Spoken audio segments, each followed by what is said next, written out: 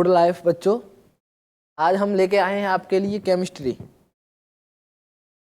इस चैनल पर VK digital classes पर आपको फिजिक्स, जियोग्राफी आदि सब्जेक्ट की वीडियो 1 बाय 1 करके दी जा रही हैं और आपको भी उन वीडियो को देखकर हमारा सहयोग करना होगा ताकि अधिक से अधिक वीडियो डाल सकें।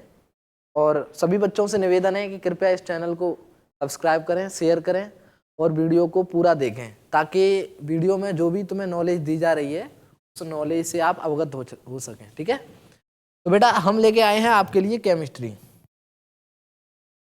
केमिस्ट्री में आपका एक इम्पोर्टेंट चैप्टर है और ये केमिस्ट्री में जो आज पढ़ा रहा हूँ वो 12th क्लास की है। 12th क्लास में जो आपका एक चैप्टर है कोऑर्डिनेशन कंपाउंड, उपसय संयोजी यौगिक, जो एग्जाम में 7 नंबर में पूछा जाता है। कोऑर्डिनेशन कंपाउंड है वो एग्जाम में कितने नंबर में पूछा जाता है बेटा? 7 में। तो उसमें से आपको कुछ नंबर बढ़ जाएं, केमिस्ट्री में आपका सहयोग करेगा ये। तो आज मैं लेके आया हूँ आपके लिए केमिस्ट्री। मेरा नाम है आर्यन सर और आपका जो चैनल है वीके डिजिटल क्लासेस, आपको ये सब्सक्राइब करना है और आपकी जो वीडियो हैं उन्हें शेयर करना है। ठीक है बेटा? हाँ,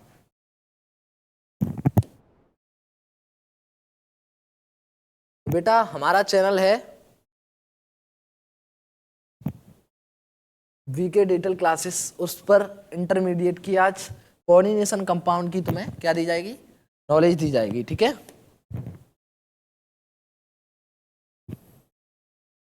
कोऑर्डिनेशन कंपाउंड ये 12th स्टैंडर्ड का लेवल है। 12th स्टैंडर्ड में ये चैप्टर अपने आप में बहुत बड़ा सहयोग करता है ताकि तुम्हारे मार्क्स अच्छे आ सकें। एग्जाम में 7 नंबर में पूछा जा चुका है, मैं आपको बता चुका हूँ। ठीक है, तो सबसे पहले इस चैप्टर में आपको पढ़ना क्या क्या है? पहला है इंट्रोडक्शन, इंट्रोडक्शन पढ़ना है। उसके बाद एडिशन और मॉलिक्यूलर कंपाउंड्स एंड टाइप्स। इसके बाद इंट्रोडक्शन का मतलब है परिचय, चैप्टर के बारे में बताया जाएगा इस चैप्टर में क्या क्या होता है। फिर इसके बाद एडिशन और मॉलिक्यूलर कंपाउंड्स, आणविक या योगात्मक यौगिकों का अध्ययन कराया जाएगा। ठीक है, इसके बाद इस चैप्टर में ये आणविक जो ठोस हैं, आणविक कंपाउंड है, यौगिक हैं, ये कितने प्रकार के होते हैं? 2 प्रकार के होते हैं, डबल साल्ट्स और कोऑर्डिनेट एंड कॉम्प्लेक्स कंपाउंड, यानी कि द्विक्लवण और उपसय संयोजी यौगिक, इनके प्रकार। फिर इसका एक पार्ट है कोऑर्डिनेशन कंपाउंड, ये कितने प्रकार के होती हैं ये भी तुम्हें इसमें बताया जाएगा। इसके बाद important terminology used coordination compound, इसका मतलब है कि जो आपके उपसय संयोजी यौगिक हैं उन यौगिकों में आपकी जो शब्दावली है, टर्मिनोलॉजी, उसका प्रयोग किया जाता है। तो शब्दावली में जो शब्द आते हैं वो क्या है, उनकी डिफाइन है, कैसे परिभाषा है, तो वो भी आप सीखेंगे। इसके बाद आपको लिगेंड पढ़ाया जाएगा जो टर्मिनोलॉजी यानी कि कोऑर्डिनेशन कंपाउंड की टर्मिनोलॉजी का अहम हिस्सा रखता है। कौन? लिगेंड्स कितने प्रकार के होते हैं, ये कितने प्रकार के होते हैं और किसके आधार पर कितने प्रकार के होते हैं, इसके बारे में तुम्हें बताया जाएगा। इसके बाद तुम्हें लिगेंड के प्रकार, टाइप्स ऑफ लिगेंड बताया जाएगा, किसके आधार पर? डेंसिटी के आधार पर, और types on the basis of density और वैलेंसी ऑफ लिगेंड, और संयोजकता के आधार पर आपको ये लिगेंड के प्रकार बताए जाएंगे। ठीक है, कोऑर्डिनेशन नंबर। इसके बाद आपकी जो कोऑर्डिनेशन कंपाउंड है उसमें समन्वय संख्या या उपसय संयोजी संख्या है उसके बारे में आपको बताया जाएगा।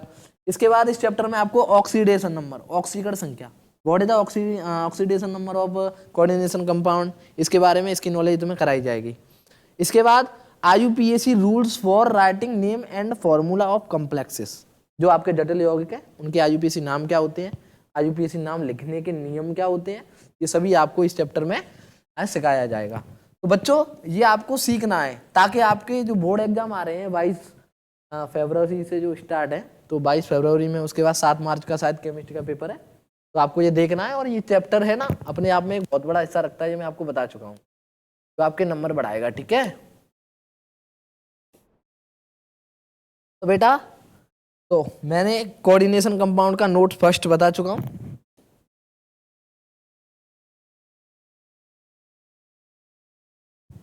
ठीक है, तो पहला आपका जो यूनिट है मैं बता रहा था वो क्या है? इंट्रोडक्शन है। क्या है? इंट्रोडक्शन। अब मैं इंट्रोडक्शन के बारे में बताऊंगा तुम्हें कि कोऑर्डिनेशन कंपाउंड का इंट्रोडक्शन क्या है। ठीक है बेटा, तो देखो बेटा इंट्रोडक्शन किसका बता रहे हैं हम, कोऑर्डिनेशन कंपाउंड का, कोऑर्डिनेशन कंपाउंड। देखो बेटा कोऑर्डिनेशन कंपाउंड या आणविक ठोस बनाने की प्रवृत्ति संक्रमण धातुओं की होती है। किनकी होती है, संक्रमण धातुओं की। ट्रांजिशन एलिमेंट,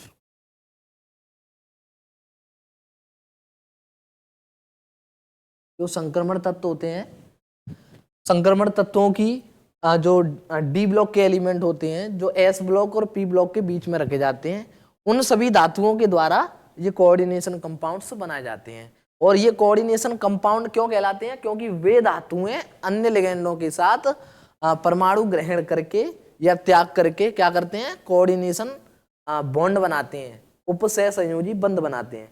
तो उपसह संयोजी बंध के आधार पर इन यौगिकों का नाम पड़ गया उपसह संयोजी यौगिक। और ये प्रॉपर्टी किनकी होती है, ट्रांजिशन एलिमेंट की होती है, ये मैं आपको बता चुका हूं। और दूसरी प्रॉपर्टी होती है आपका जो वर्ग 2 का तत्व है Mg, ये भी एक अहम हिस्सा रखता है, पर्णहरिम में पाया जाता है। पर्णहरिम भी एक कोऑर्डिनेशन कंपाउंड है, उसमें Mg का कार्य होता है। और हीमोग्लोबिन भी आपका कोऑर्डिनेशन कंपाउंड है, उसमें Fe होता है। क्या होता है, Fe, जो एक डी ब्लॉक का तत्व है, जैसे ट्रांजिशन एलिमेंट कहते हैं। संक्रमण तत्व जिनका डी ब्लॉक कभी पूरा नहीं होता है वो ट्रांजिशन एलिमेंट कहलाते हैं। ठीक है, इसके बाद Fe।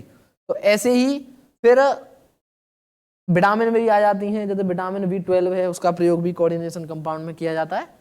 तो ये आपका परिचय है। कहने का मतलब क्या है कि कोऑर्डिनेशन कंपाउंड बनाने की प्रॉपर्टी जो होती है, प्रवृत्ति या गुण, वो ट्रांजिशन एलिमेंट्स का होता है। इसके अलावा भी कुछ तत्व हैं वो भी बनाते हैं। और कोऑर्डिनेशन कंपाउंड का नाम किसके आधार पर पड़ा कि ट्रांजिशन एलिमेंट उपसह संयोजी बंध के द्वारा ये यौगिक बनाते हैं। तो उपसह संयोजी बंध के आधार पर, किसके आधार पर, उपसह संयोजी बंध, उपसह संयोजी बंध के आधार पे इसका नाम पड़ा। जो भी यौगिक बनेंगे उनका नाम है उपसह संयोजी यौगिक। ठीक है बेटा, तो ये है। तो पहला इंट्रोडक्शन ये हो गया। इसके बाद आपको बताया जाएगा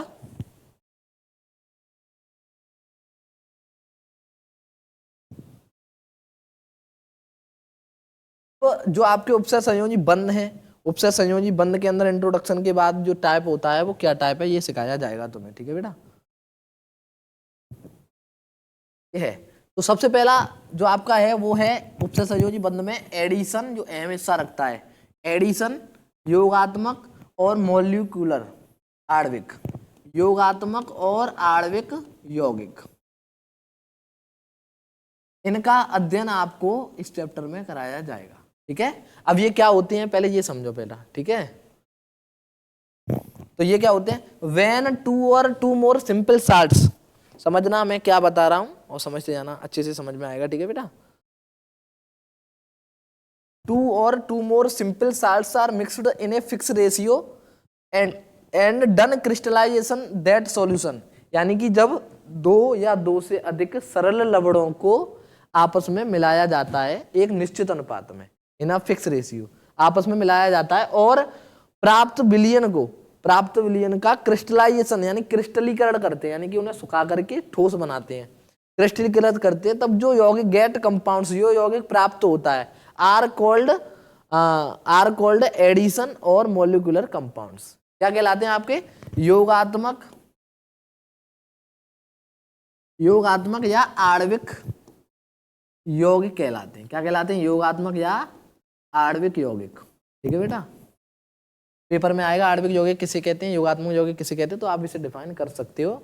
क्या लिखोगे, जब 2 या 2 से अधिक सरल लवणों को एक निश्चित अनुपात में मिलाया जाता है और प्राप्त विलयन का क्रिस्टलीकरण किया जाता है, तो हमें जो विलयन प्राप्त होता है, जो यौगिक प्राप्त होता है, उस यौगिक को आणविक कंपाउंड यानी मॉलिक्यूलर कंपाउंड या आणविक यौगिक कहते हैं। ठीक है, अब जिसमें सम एग्जाम्पल है कुछ।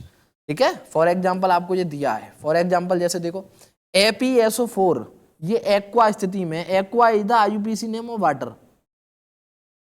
ठीक है बेटा, एक्वा वाटर, इसका मतलब है जो FeSO4, इसका नाम है फेरस सल्फेट। देखो ये लिखा है फेरस सल्फेट। फेरस सल्फेट जब जली विलयन में है और अमोनियम सल्फेट भी जली विलयन में है और इसे जल में घोला जाता है, ये खुद जली विलयन में, इन तीनों को जल में घोला जाता है, तो एक यौगिक बनता है जिसे आणविक यौगिक कहते हैं। आणविक यौगिक या योगात्मक यौगिक कहते हैं। देखो ApSO4 FeSO4, NH4 का होल ट्वाइस SO4, NH4 का whole twice SO4, 6H2, 6H। इसे मोहर लवड़ कहते हैं। क्या कहते हैं? मोहर लवड़। ठीक है, मोहर लवड़ अमोनियम सल्फेट। ठीक है, इसका नाम हो गया फेरस अमोनियम सल्फेट।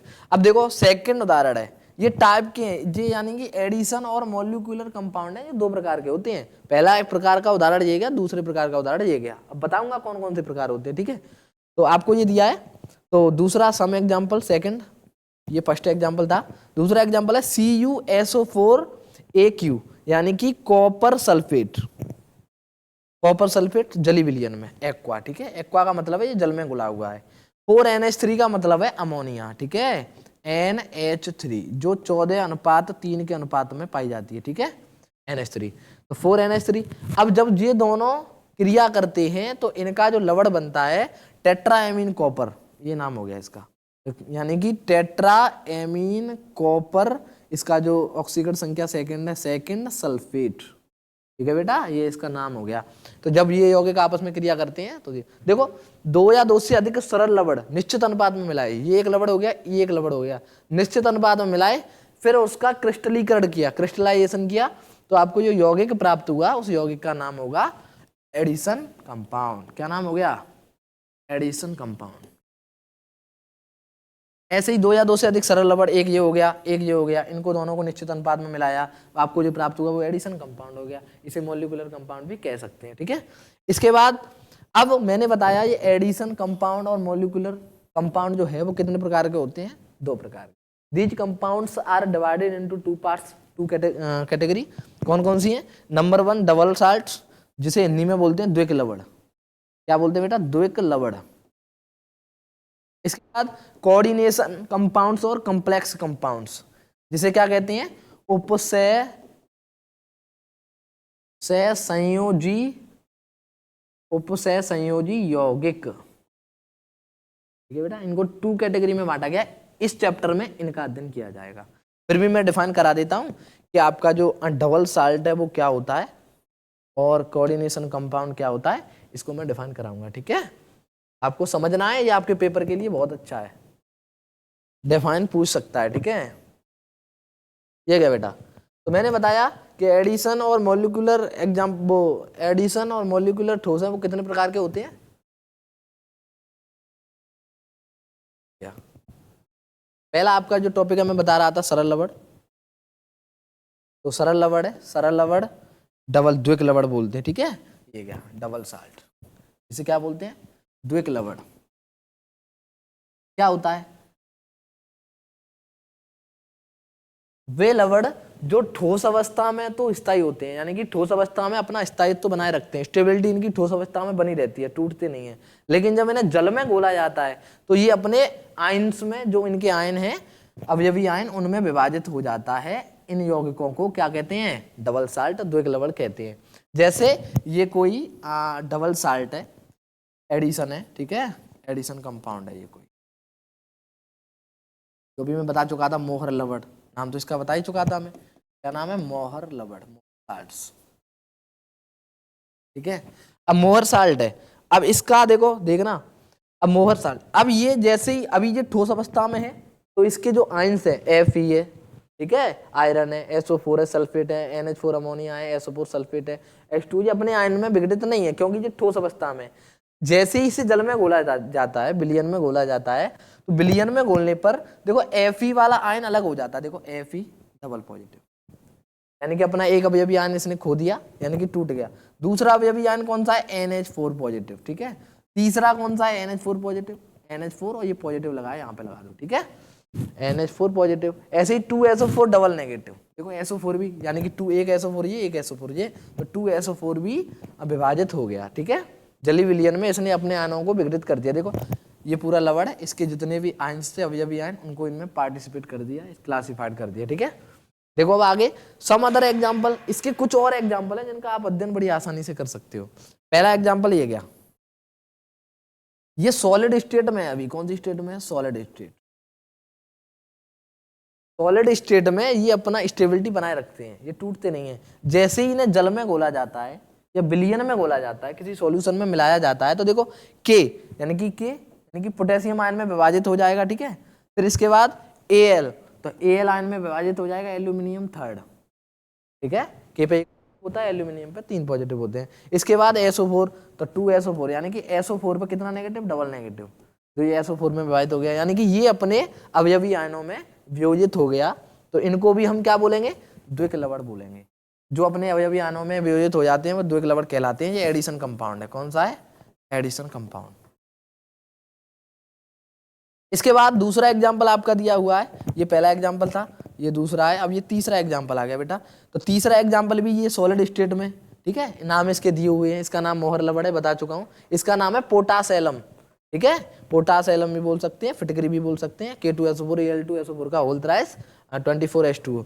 अब आ गया ये क्रोम एलम बोलते हैं, क्या बोलते हैं इसे, क्रोम एलम। जब इसको, ये सॉलिड स्टेट में अपनी स्टेबिलिटी बनाए रखता है, जैसे ही इसको तुम वाटर में घोलोगे या विलियन में सॉल्यूशन में मिलाओगे, सॉल्यूशन में मिलाने के बाद ये के अपने पोटेशियम आयन में वियोजित हो जाएगा, Cr आयन में, क्रोमियम आयन में वियोजित हो जाएगा, ठीक है, Cr डबल ट्रिपल पॉजिटिव।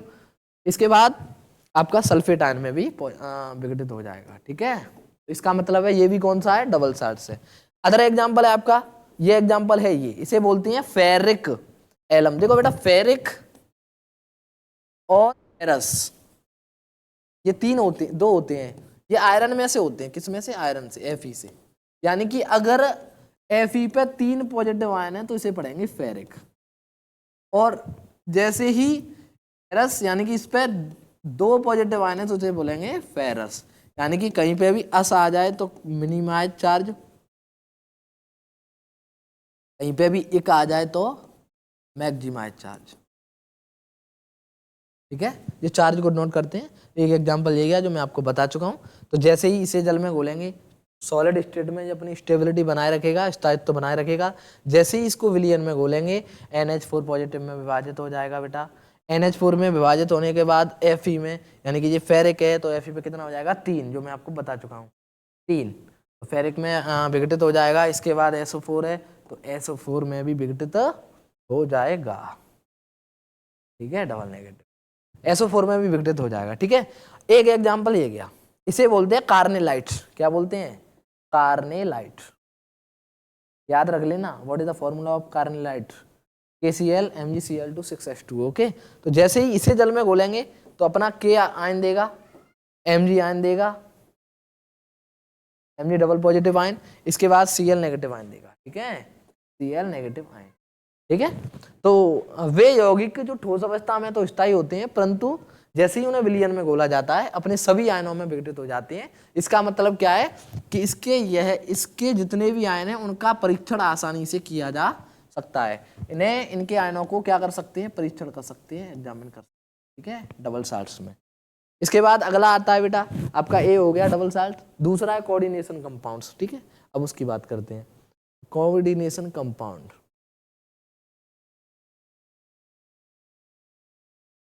ठीक है बेटा, अगला है कोऑर्डिनेशन कंपाउंड। ये क्या बेटा, ये नहीं है, अभी आता है कोऑर्डिनेशन कंपाउंड।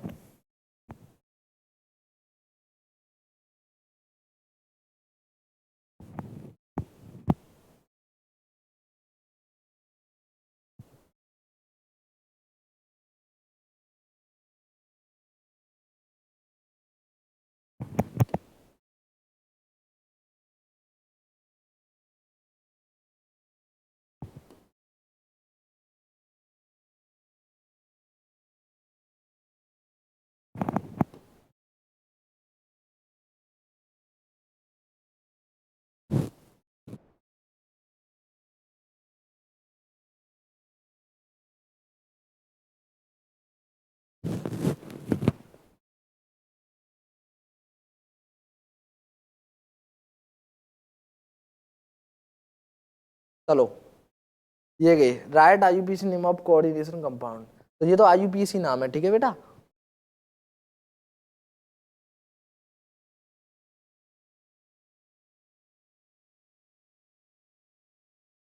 तो देखो कोऑर्डिनेशन कंपाउंड क्या होता है, जिन्हें समझना बेटा।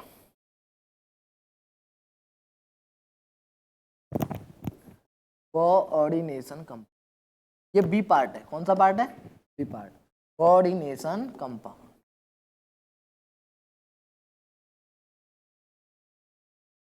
कोऑर्डिनेशन कंपाउंड, इसके बारे में जानेंगे हम, ठीक है। कोऑर्डिनेशन कंपाउंड क्या है? देखो मैंने क्या बताया, जो एक जो पहला भाग था ए वाला, वो डबल क्या था? डबल साल्ट, डबल साल्ट्स, यानी कि वे यौगिक जो ठोस अवस्था में स्थायी होते हैं, लेकिन जैसे ही उन्हें विलयन में घोला जाता है तो अपने आयनों में विघटित हो जाते हैं, उन्हें डबल साल्ट द्विक्लवड़ कहते हैं। लेकिन ये कोऑर्डिनेशन कंपाउंड की परिभाषा क्या है? वे यौगिक जिन्हें जल में या विलयन में घोलते हैं तो अपने ये घटकों में विघटित नहीं होते हैं, यानी कि ये ठोस अवस्था में भी स्टेबिलिटी रखते हैं, सॉलिड स्टेट में भी और सॉल्यूटेट स्टेट में भी, दोनों में स्टेबिलिटी बनाए रखते हैं। यानी कि सभी आयनों में विघटित नहीं होते हैं, इसका जो दुर्बल आयन होता है उसमें विघटित हो जाता है, बाकी का जो आयन है, जैसे एक एग्जांपल दिया जाए K4FeCN का होल 6, ये है, ठीक है। जैसे ही इन्हें हम जल में घोलेंगे तो ये अपना केवल एक आयन में विघटित होगा, K पॉजिटिव, इसमें होगा K पॉजिटिव में, K पॉजिटिव में, ठीक है। और बाकी का जो है अगला वो होगा FeCN का होल 6 पे नेगेटिव। कितने? वो तो ठीक है, 4 नेगेटिव होगा तो 4 तरह जाएगा, 1 पॉजिटिव, ठीक है, 4 नेगेटिव, ठीक है। तो इसका मतलब क्या है, समझो मैं क्या बोल रहा हूँ, कि वे यौगिक जिन्हें जो ठोस अवस्था में भी स्टेबिलिटी रखते हैं और सॉल्यूटेट यानी कि विलयनीय अवस्था में भी, विलयन में घोला जाए तो भी अपनी स्टेबिलिटी रखते हैं, स्थायित्व बनाए रखते हैं, वे यौगिक कोऑर्डिनेशन कंपाउंड कहलाते हैं। जैसे सम एग्जांपल मैं आपको दे चुका हूँ, K4FeCN का होल 6, K2FeCN का होल 6 भी एक एग्जांपल ले सकते हो, कोई परिवर्तन नहीं है, ठीक है बेटा। यानी कि जैसे इन्हें जल में घोलेंगे ये अपना एक दुर्बल आयन में विघटित हो जाएगा, बाकी का ये आयन है FeCN इसमें विघटित नहीं होगा, ठीक है। तो ये है। अब इसके बाद कोऑर्डिनेशन कंपाउंड के होते हैं टाइप, ठीक है, टाइप होते हैं, समझना।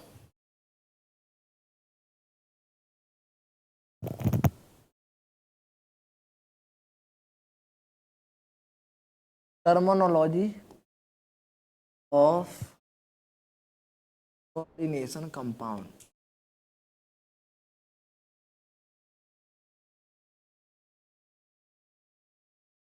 यानी कि जो आपके उपसह संयोजी यौगिक हैं उसमें जो शब्दावली होती है, उन शब्दावली में कौन कौन से शब्दों का प्रयोग किया जाता है, शब्दों का अध्ययन हम इसमें करेंगे। पहला शब्द है आपका